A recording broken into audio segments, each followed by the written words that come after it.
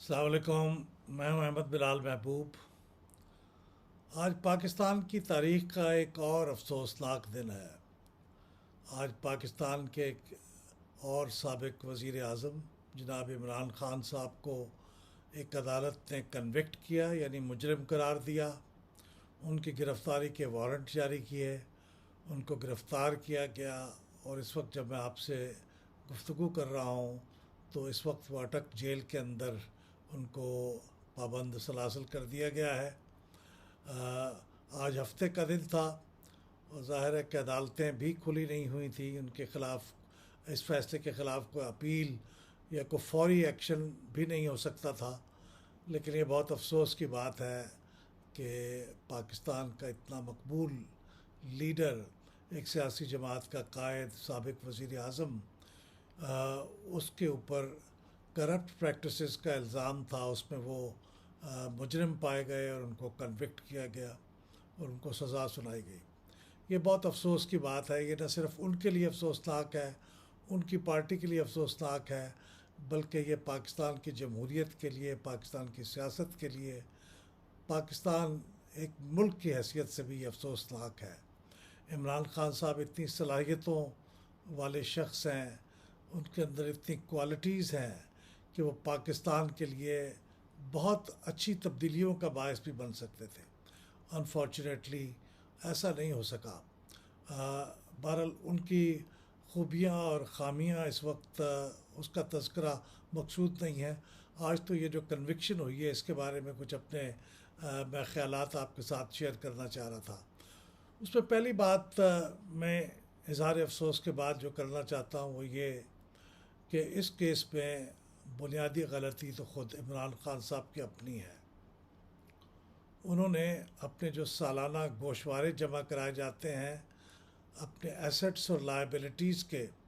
Election commission کے پاس ہر elected قومی assembly, صوبائی اسمبلی، سینٹ کا ممبر یہ گوشوارے ہر سال جمع کراتا ہے، اور اس کے اندر آن اوتھ وہ یہ بتاتا ہے کہ اس کی لائبلٹیز اور ایسٹس کا اسٹیٹس کیا ہے۔ اس کے اندر پوری تفصیل دیتا ہے وہ اس کی، بلکہ ایک ایک پائی کا حساب اس کے اندر شامل کیا جاتا ہے۔ تو عمران خان صاحب نے غلطی یہ کی کہ انہوں نے اپنے توشہ خانہ سے جو تحائف وصول کیے، پھر ان تحائف کو مارکیٹ میں بیچا، اور جو آمدنی اس سے ان کو ہوئی اور جو پروفٹ ان کو ہوا یا جو ان کی سیونگ ہوئی اس میں، وہ انہوں نے اپنے اس سالانہ گوشواروں میں ریفلیکٹ نہیں کی۔ اور دو مسلسل سال ایسا ہوا، 2018-19 کے جو گوشوارے ہیں اور 2019-20 کے جو گوشوارے ہیں، ان دونوں میں اس کا تذکرہ نہیں ہوا۔ اور جب اس بارے میں کچھ مگوئیاں شروع ہوئیں، کچھ سوالات اٹھے، کچھ میڈیا میں آنا شروع ہوا، تو پھر عمران خان صاحب نے اس کے بعد والے سال میں یہ ڈکلیئر کیا۔ لیکن بہرحال چونکہ 2 سالوں کے گوشواروں میں اس کا ذکر نہیں تھا، تو اس کا پھر ایک ایم این اے پاکستان مسلم لیگ نواز سے تعلق رکھنے والے محسن شاہ نواز رانجھا صاحب نے اس کے بارے میں ایک شکایت کی اور اسپیکر قومی اسمبلی کو ریفرنس پیش کیا۔ اسپیکر قومی اسمبلی نے ریفرنس الیکشن کمیشن کو بھیجا، اور پھر اسپیکر اس کے بعد الیکشن کمیشن نے اس کے اوپر تحقیقات کی اور ایک فیصلہ دیا جس کے مطابق انہوں نے عمران خان صاحب کو انہوں نے بھی مجرم قرار دیا، اور ان کے خلاف تادیبی کارروائی کرنے کے لیے فردر عدالتوں کے اندر یہ کیس ریفرنس کے طور پہ بھیجا۔ اور انہوں نے جو اپنی رپورٹ یا اپنا آرڈر جاری کیا اس کے اندر پوری تفصیلات بھی شامل کی کہ کس طرح سے عمران خان صاحب نے یہ اپنی یہ معلومات جو انہوں نے دیں اور کو چھپائیں، اس میں وہ کس طرح سے مجرم پائے گئے ہیں۔ بہرحال اس کے لیے چونکہ ایک کرمنل کیس تھا تو یہ معاملہ عدالت کے سپرد ہوا، اور عدالت میں اس کی پوری تفصیلات پہ اگر ہم نہ بھی جائیں تو ایک تقریباً 11 ماہ کی پروسیڈنگ کے بعد آج عمران خان صاحب کو کنوکٹ کیا ہے، اور یہ سیشن کورٹ ہے جس کے اندر یہ کنوکشن ہوئی ہے۔ اس کے اندر ابھی اپیل کے 2 مرحلے باقی ہیں، اور اچھی بات یہ ہے کہ یہ وہ پریولیج ہے جو عمران خان صاحب کو حاصل ہوا ہے کہ ان کے پاس ابھی دو اپیل کے فورم موجود ہیں، ایک ہائی کورٹ اور ایک سپریم کورٹ۔ ان دونوں میں یہ کنوکشن ریورس بھی ہو سکتی ہے، اس کے اندر سزا میں تخفیف بھی ہو سکتی ہے، اور اس تخفیف کے نتیجے میں ان کی ڈسکوالیفیکیشن بھی ختم ہو سکتی ہے۔ لیکن یہ اب دیکھنے والی بات ہے کہ کیسے یہ چیزیں آگے پروسیڈ ہوں گی۔ یہ ٹیکنیکل بنیادوں پہ ہی ہوگا کہ ٹیکنیکل کوئی آبجیکشن ہوں گے تو پھر ہی یہ آنے والے وقت میں جو ہائر کورٹس ہیں اس کے بارے میں کوئی فیصلہ تبدیل کر سکیں گی۔ لیکن بہرحال یہ ان کو یہ سہولت حاصل ہے۔ اس سے پہلے دو وزرائے اعظم نواز شریف صاحب کی جو کنوکشن ہوئی تھی وہ براہ راست سپریم کورٹ میں ہوئی تھی، اور ان کے پاس اپیل کا پھر کوئی فورم موجود نہیں تھا۔ ان کو ڈسکوالیفائی کیا گیا، وزارت عظمیٰ سے ان کو فارغ کیا گیا، یہ سپریم کورٹ نے کیا۔ سپریم کورٹ نے ان کو ڈسکوالیفائی کیا فار لائف۔ سپریم کورٹ نے ان کو اپنی پارٹی کی سربراہی سے بھی برطرف کیا، اور ان تینوں کے بارے میں کوئی اپیل نہیں ہو سکتی تھی۔ تو نواز شریف صاحب اس لحاظ سے عمران خان صاحب کے مقابلے میں تو بہت ہی ایک اگریوڈ پوزیشن میں تھے۔ ایک اور وزیر اعظم جناب یوسف رضا گیلانی صاحب، ان کے خلاف بھی براہ راست سپریم کورٹ میں توہین عدالت کی کارروائی ہوئی، اور سپریم کورٹ نے انہیں کنوکٹ کیا اور انہیں ڈسکوالیفائی کیا۔ ان کے پاس بھی اپیل کی کوئی گنجائش نہیں تھی۔ لیکن عمران خان صاحب کے پاس باوجود اس کے کہ ان کی گرفتاری، ان کی کنوکشن بہت افسوسناک بات ہے، لیکن ان کے پاس یہ دو فورم موجود ہیں اپیل کے جس کے اندر وہ جا سکتے ہیں، اور ان کے وکلاء پہلے اعلان کر چکے ہیں کہ وہ اس بارے میں اپیل دائر کرنے کا ارادہ رکھتے ہیں، اور غالباً ایز ارلی ایز منڈے یہ اپیلیں دائر ہو جائیں گی۔ اس کا بیک گراؤنڈ بھی آپ کے علم میں ہوگا، لیکن یہ بنیادی طور پہ اس کا آغاز اس وقت ہوا جب عمران خان صاحب ابھی وزیر اعظم تھے۔ تو اس وقت یہ نومبر 2020 میں سب سے پہلے ایک رائٹ ٹو انفارمیشن کے تحت ایک صحافی نے، رانا ابرار خالد صاحب نے، ایک ریکویسٹ بھیجی انفارمیشن کی کیبنٹ ڈویژن کو کہ ہمیں عمران خان صاحب کو جو تحائف ملے ہیں اس کی تفصیلات دی جائیں۔ غالباً کوئی چیز لیک ہوئی ہوگی جس سے اس صحافی کو کوئی سن گن ہوئی ہوگی، تو اس کو تصدیق کے لیے انہوں نے یہ رائٹ ٹو انفارمیشن کے تحت یہ معلومات مانگی۔ کیبنٹ ڈویژن نے ان کو یہ معلومات دینے سے انکار کر دیا۔ انہوں نے کہا کہ اس سے ان کی جو بھی وجوہات بتائیں، لیکن انکار کر دیا۔ اس کے خلاف جیسا کہ رائٹ ٹو انفارمیشن کے قانون میں درج ہے، ان صحافی بھائی نے اس کے خلاف اپیل کر دی انفارمیشن کمیشن میں۔ پاکستان انفارمیشن کمیشن نے بھی یہ فیصلہ دیا کہ یہ معلومات دی جانی چاہیے، یہ ان معلومات کو ڈینائی نہیں کیا جا سکتا۔ اس کے خلاف پھر وفاقی حکومت یعنی عمران خان صاحب کی حکومت اپیل میں چلی گئی ہائی کورٹ کے اندر۔ اسلام آباد ہائی کورٹ میں انہوں نے یہ کہا کہ یہ انفارمیشن کمیشن کو اختیار نہیں ہے کہ وہ اس قسم کی معلومات دینے کے لیے ہمیں حکم دے۔ تو اسلام آباد ہائی کورٹ نے بھی کچھ عرصے کے بعد یہ فیصلہ دیا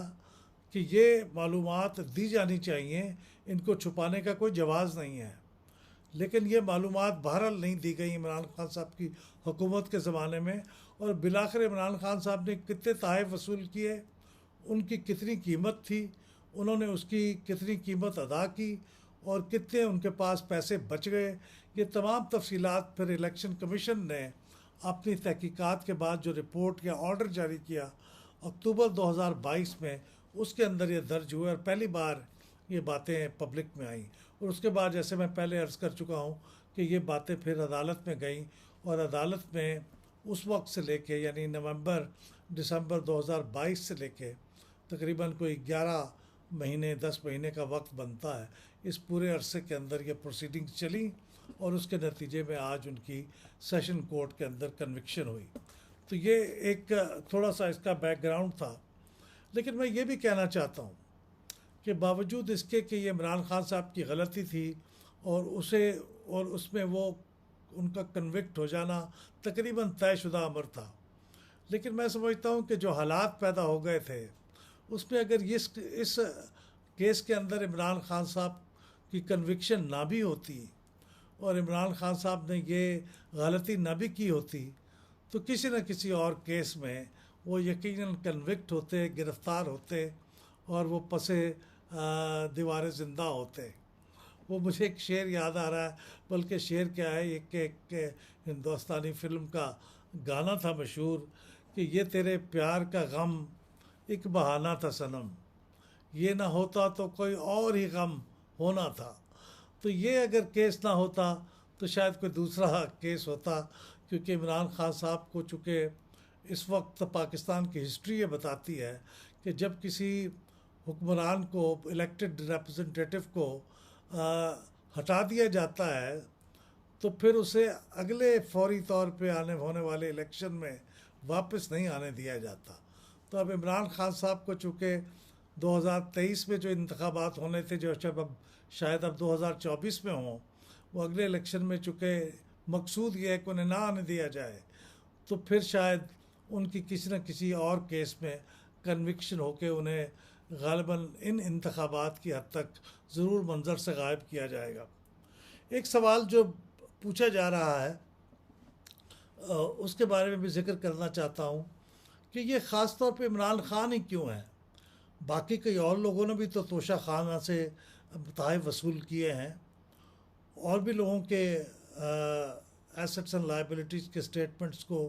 دیکھا جانا چاہیے کہ اس کے اندر اس کا ذکر ہے، انہوں نے ٹھیک اس کی ویلیو اس کے اندر درج کی ہے نہیں کی ہے۔ تو اس کے بارے میں گزارش یہ ہے کہ یہ جو معاملات ہوتے ہیں یہ سیلف ایکچویٹڈ نہیں ہوتے، یعنی ہمارے قانون میں یہ نہیں ہے،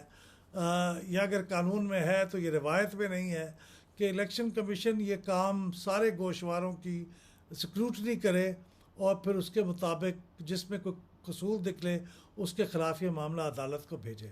یہ تو ایک شخص نے اس کے بارے میں شکایت کی، اتفاق سے ایک رائٹ ٹو انفارمیشن کا قانون کے تحت کسی نے معلومات مانگی، اسے نہیں ملی، یہ میڈیا کی زینت بن گئی چیز۔ اس کے بعد جب میڈیا میں آ گیا تو پھر ان کے ایک مخالف سیاسی جماعت کے ایم این اے نے اس کے بارے میں ریفرنس کیا اسپیکر صاحب کو، اسپیکر صاحب نے پھر وہ بھیجا، تو یوں عدالتوں میں معاملہ آیا۔ اگر کوئی چیز ایجیٹیٹ نہ کی جائے تو خود بخود سے وہ نہیں ہوتی۔ تو اب اگر کسی دوسرے لوگوں کے بارے میں کچھ لوگوں کا خیال ہے کہ انہوں نے بھی چیزیں چھپائی ہوں گی یا غلط بیانی کی ہوگی تو ان کو چاہیے کہ اس کی شکایت کریں۔ جب شکایت کریں گے تو پھر اس کے بارے میں بات آگے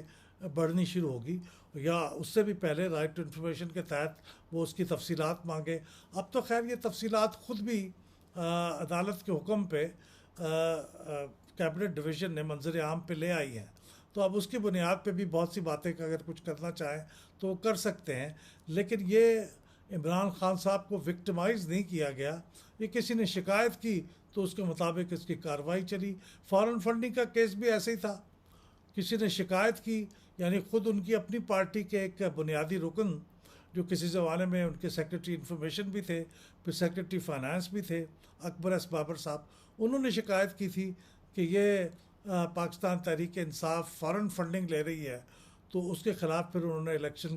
کمیشن کو لکھا، الیکشن کمیشن نے تحقیقات کی، تو پھر فارن فنڈنگ کا کیس آگے چلا۔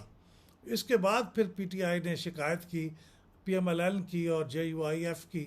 اور پیپلز پارٹی کے، ان کے پاس بھی فارن فنڈنگ ہے، تو ان کے خلاف بھی تحقیقات جاری ہے۔ تو شکایت ہو جائے تو تحقیقات ہوتی ہے، امید کرنی چاہیے کہ ایسی تحقیقات بغیر شکایت کیے بھی ایسا نظام ہو الیکشن کمیشن کے اندر۔ میں نے سنا ہے